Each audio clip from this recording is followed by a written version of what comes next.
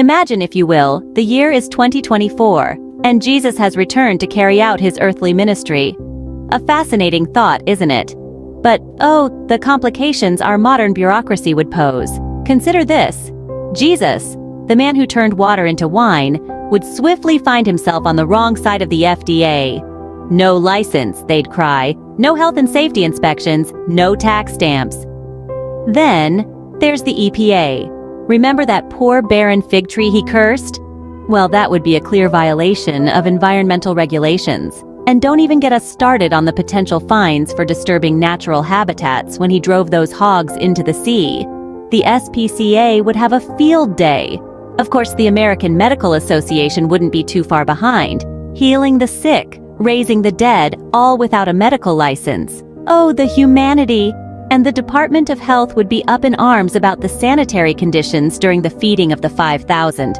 Not a food handler's permit in sight. Now, imagine him teaching in the synagogues, sharing parables with the masses, teaching without a certificate. The National Education Association would be in an uproar. Unqualified, they'd say. No background check, they'd complain. And OSHA, well, they'd have a fit over his water-walking antics.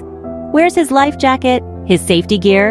And flying without an airplane? Well, that's just a lawsuit waiting to happen. The National Board of Psychiatrists would take issue with his teachings on living a guilt-free life. Where's his certification? His years of study in psychology? Surely this man can't be qualified to give such advice. Meanwhile, the interfaith movement would be up in arms, condemning his claims of being the only way. Too exclusive, they'd cry. Not enough diversity in his message. And let's not forget the zoning department. Those mansions in heaven he said he's building?